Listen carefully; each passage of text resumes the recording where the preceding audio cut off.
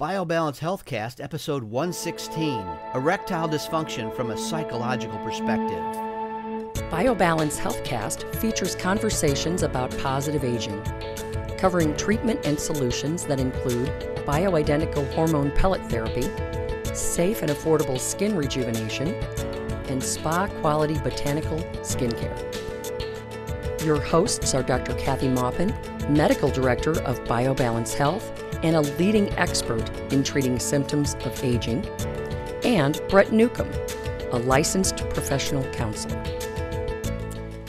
Today we're going to talk about ED, but not in the exactly medical way. We're not going to talk about the cause in terms of physically what is wrong with you when you have ED, or physically how do we fix this. We're going to talk about the causes that are more than physical. They're psychological. They're part of who we are, our personalities, what we grew up with, or what we are living through now, or situational. What in our situation is keeping us from being able to climax, or for men to have an erection? Yes. And that's your area. Well, I spent 30 years as a family therapist seeing clients, and have talked to thousands of men and women about the elements of their intimate relationship and what works for them and what doesn't work for them. And one of the things that I spend a lot of time listening to people talk about is issues around having or obtaining, maintaining a satisfactory erection for a fulfilling sexual encounter or sex life. And there are, as we discussed in our last podcast, a lot of physical, mechanical causes that contribute to that. And we talked about what some of those were. We will be talking probably today a little bit about some of the treatments for those things that help adjust it. But if I can frame this conversation in a larger focus than just ED, you know, Kathy, what you and I have spent a lot of time working together on as we've written our book and as we've seen clients that are cross-referenced, people get in relationships, and over time, you know, it's like you fall in lust and then you fall in love. When you're young and you meet somebody, it's like, okay, I could do that one, I could do that one, I could do that one. Well, you can't necessarily do them, but you fantasize. Men and think people that. have. I don't remember ever thinking that. All right. Well, I've talked to women who do think that, or tell me that they do. But you attend to someone, and you're energized by someone, and you desire someone, and then relationships get habituated. Life intrudes. And you have children, or you have house payments, or you have overtime at work, or you have Christmas shopping, or you have an argument, and they don't. There's so many social blocks, religious blocks, whatever, to having conversations about sexual matters. You know, I talk to so many people who think that it's just supposed to work. It's just supposed to happen. Why didn't it work? And why aren't we both satisfied? And how come he or she won't do this or that or the other? And at some point in those conversations, what I start to hear is people say, well, I can't. It doesn't happen for me. You know, I don't get an erection, or I can't keep an erection. And I don't know why.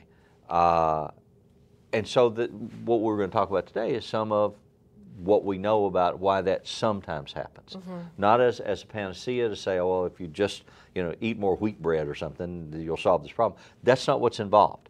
But haven't you told us before that it's like an appetite, and people come into a relationship with two different kinds of appetites, and so just like everything else, you have to have a compromise. So there has to be an overlap. It's like the knuckles on a train, where boxcars join together.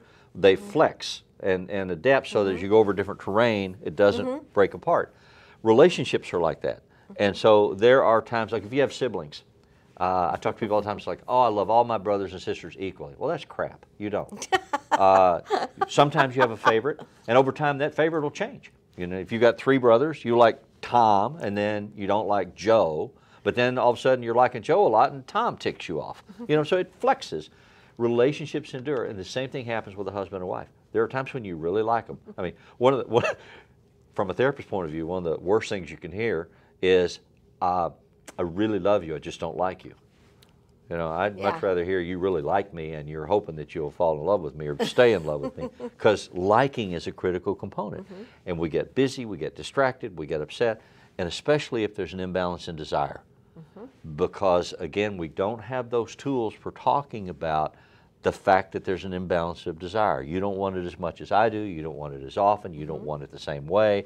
I don't want it the way you want it. We don't, you know, that whole literature about arousal and foreplay and invitation and stimulation and, you know, bringing the mind, which is your most sexual organ, into the sexual conversation. And nobody talks. Nobody talks. Nobody talks to each other about what they want or what they don't want or when they want it. They think it's supposed to be a mind ESP thing. Yeah, like a Vulcan mind meld, you know. I'm supposed to be at work thinking I want to do that tonight, and you're supposed to get it across automatically. town. Yeah, we were signaling. It doesn't work like that.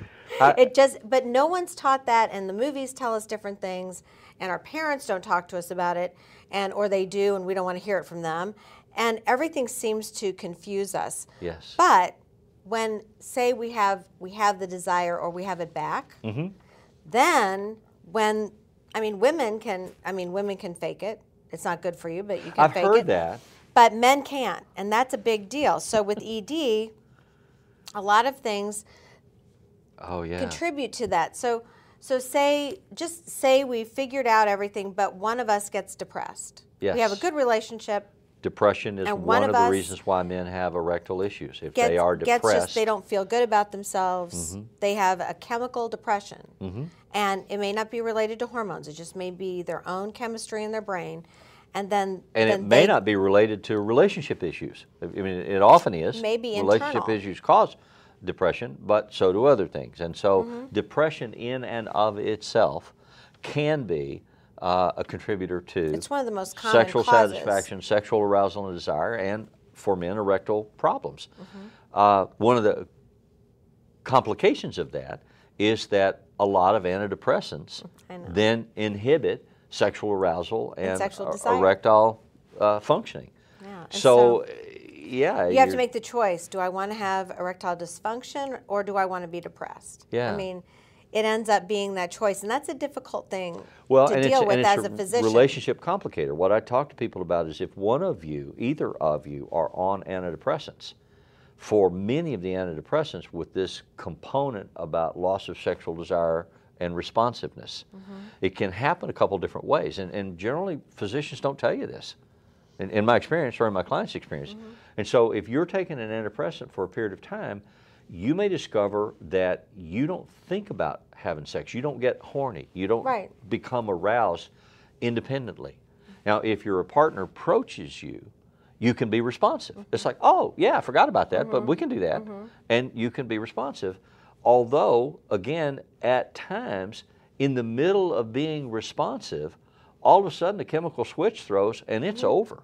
Right. And your partner is going to think, it's about me.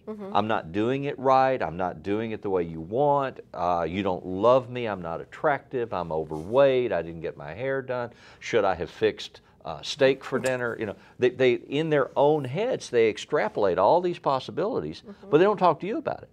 And so when I do marital counseling or relationship counseling, and I know that antidepressants are a component of their lives, I talk to them about, if this happens, you need to be talking to each other, because it's not a rejection of your partner.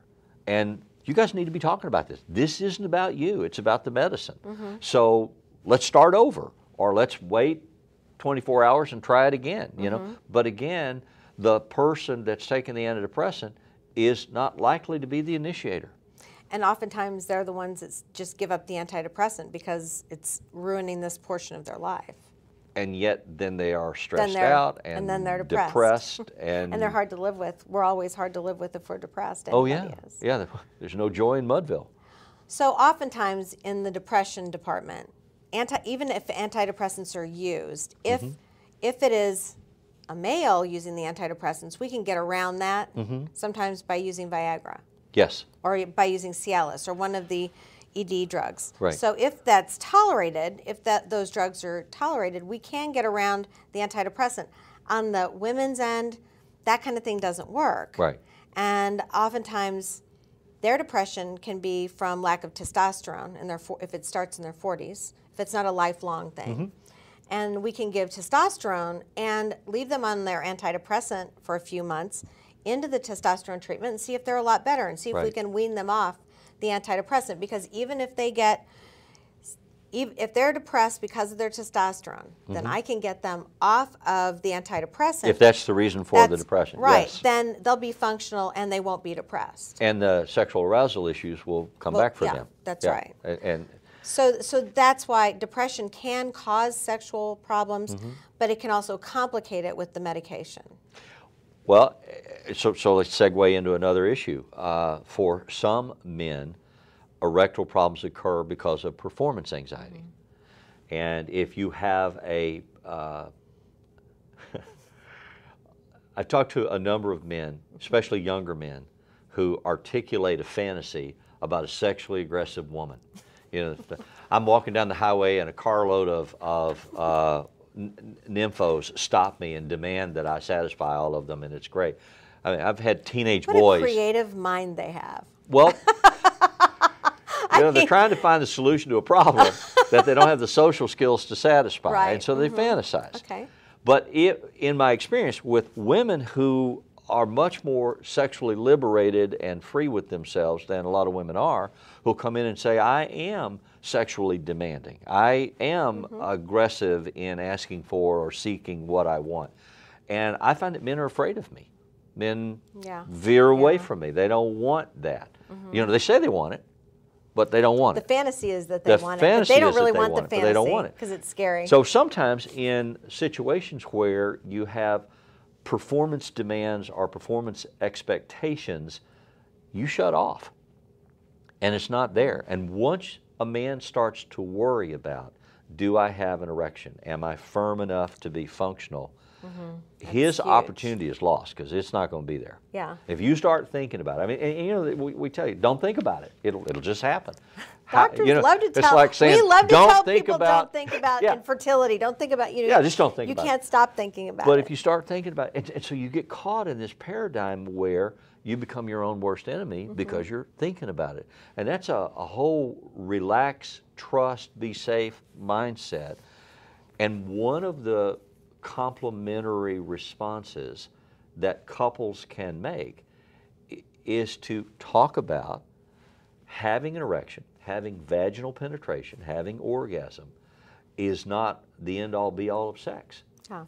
It's not the end-all be-all of intimacy. There are many other ways to have an intimate encounter and a sexually satisfying encounter for your partner at least that says, I love you, I cherish you, I want you to feel good about my loving you, that doesn't necessarily hang on the hook of an erection. And so if couples can embrace that concept and participate in that kind of sharing, the issue of performance anxiety sex will deteriorate, and then the performance will be there. Sometimes what we recommend to people, especially people that have had relational issues and desire functionality issues, and then they've been restored because of treatment, often I will give them homework. I will say to them, your emotional balances have been so far off that your bodies have forgotten how to love each other because you've been mad and you've been hateful and you've been avoidant and non-responsive. And so now you need to learn, you need to let your bodies learn to care about each other again and be safe with each other. So one of the assignments that I'll give them is go home and for 5 minutes, stop everything. Pay attention to each other and Turn hug. off the TV. Turn off the TV, shut the door, don't answer the phone, don't worry about his dinner being cooked. Spend 5 minutes in the physical space of one another attending to that. Be in your body, in the moment, and be aware of your sensation. Look in their eyes, breathe with them, touch their skin, feel the texture, hug them, but absolutely do not be sexual. Don't touch them in a sexual way, don't touch them in an arousing way. Just be in that safe space again, physically. I mean, So how's that work? Well, Usually they have very sex, right? often they, no, typically they'll come in and say, oh, we forgot to do the homework. Oh, we couldn't find time. We didn't have 5 minutes. 5 minutes. The kids needed help with their homework. They're avoiding it. So we keep working until they actually try it. And then they'll come in and they'll be sheepish and chagrined. Well, we tried to do the homework, but we end up having sex. So We sad. failed our job. And then we all laugh about it. It's like, okay, so what's the message? What's the lesson learned? But so much of that is about safety and trust and intentional intimacy that men in particular have to learn is not about sex as orgasm. Right. It's not about scoring or getting off. It's about being with this woman in this zone where the focus is on the global experience and not the specific experience. But I've seen women in my office come in and say, now they're all fixed. Yeah. And their husbands had testosterone, so they assume they're going to just snap right back into Mr. Macho. No. And the female partner is saying, well, you just don't do this for me, and you don't do that, and they're mean.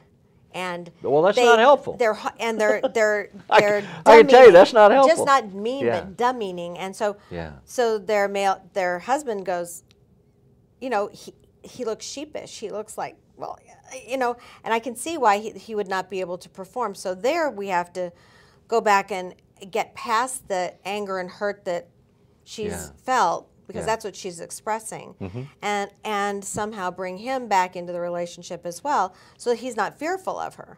Well, and and so I'm so glad that you're willing to have that conversation with a woman, and and as a woman be able to say to her, okay, as I'm listening to you, these are the things that are setting off alarms for me, based on what I know.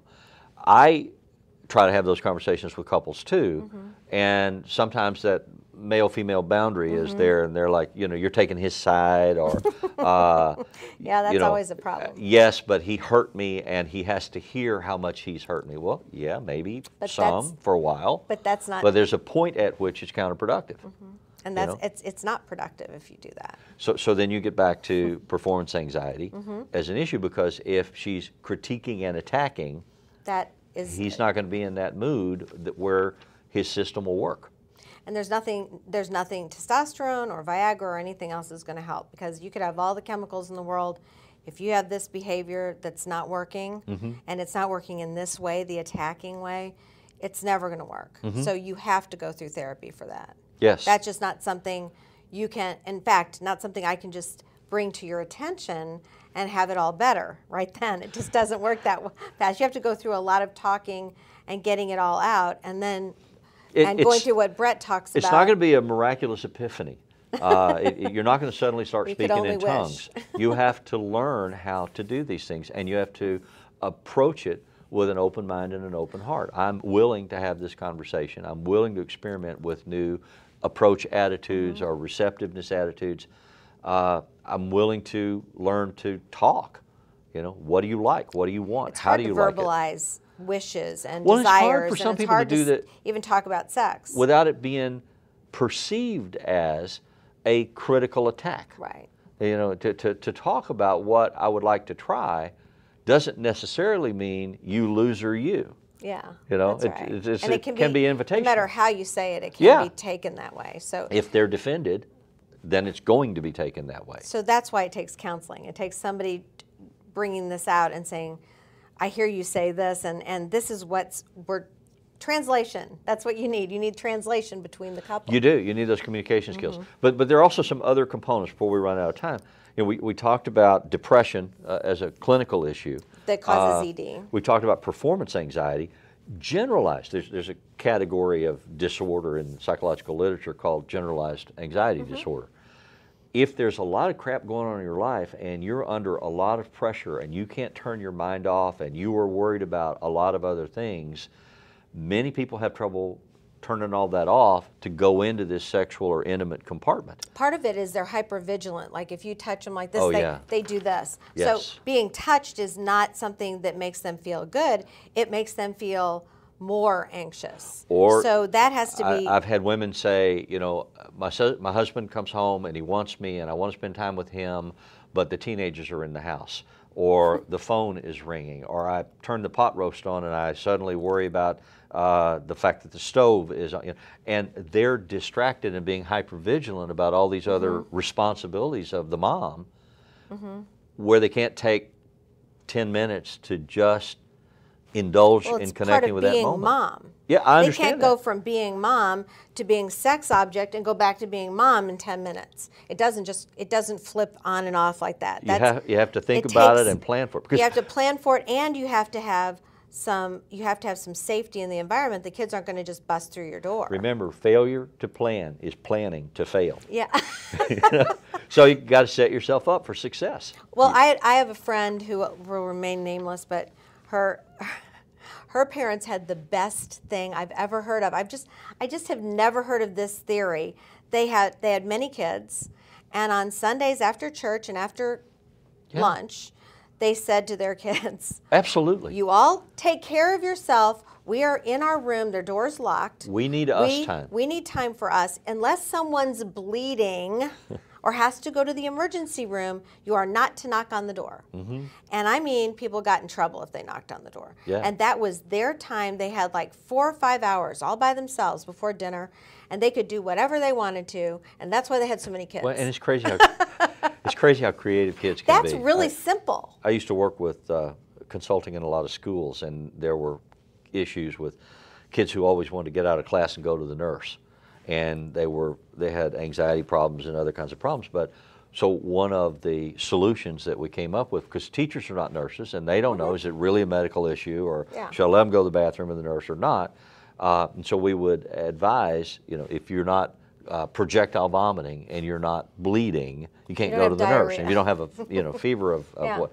And so then the teachers would feel more comfortable. And I remember a couple of kids who learned to pick at themselves in some way to get blood. And it would just be a little bit of blood, but they would get blood. And it's like, okay, I have to go to the nurse. Everybody a way to get their kids or their parents out of the bedroom? No, what I'm saying is you have to teach your children what that means. Yeah. If it's not a true emergency, don't knock on that door, because this is mom and dad, nurturing time. It's not your turn. And you know what? Kids need to learn. It's not always their turn. They need to learn that you have to have time to yourself, or you'll become less and less of a human being. You'll be whittled away until you're just kind of nothing by the time you're 45. Your child is naturally narcissistic, and you have to teach them to get over that grandiose narcissism. And they have to learn that they're part of a family. They're not Blue Jay babies. They can't always just get demand response. And so you have to teach them wait time and turn taking.